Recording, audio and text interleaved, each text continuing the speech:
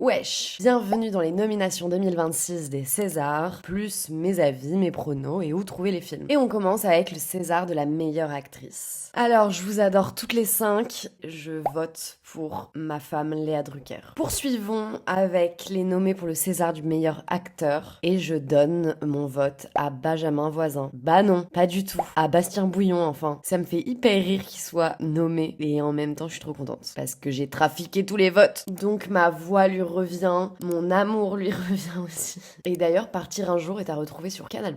Pour le César de la meilleure actrice dans un second rôle, je trouve que la perf de Dominique Blanc dans Partir un jour est assez iconique. Mais je dois aussi dire que Vima Laponce est assez brillante dans L'attachement. Donc voilà, je suis un peu en hésitation entre les deux. L'attachement qui est à retrouver sur Canal+, d'ailleurs. Ensuite, dans la catégorie meilleur acteur dans un second rôle, figurez-vous que j'en ai vu aucun.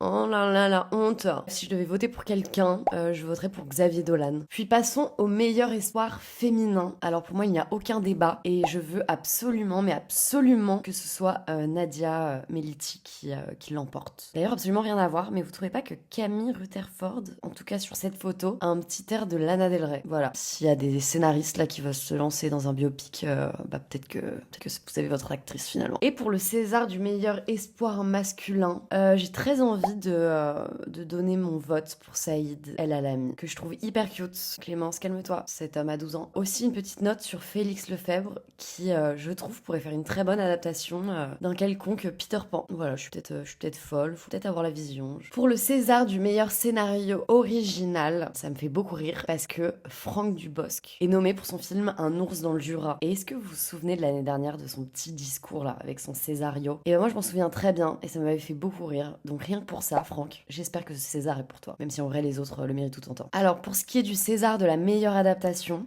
écoutez, ceux qui lisent des livres, venez dans les commentaires me dire laquelle serait la plus convaincante à vos yeux. Ensuite, pour le César de la meilleure musique originale, je trouve qu'il n'y a pas de débat non plus, et que pour moi c'est Arco, mais directement. D'ailleurs, foncez écouter la BO, même si vous n'avez pas vu le film, elle est absolument divine. Pour le César des meilleurs décors, figurez-vous que je suis un peu blasax.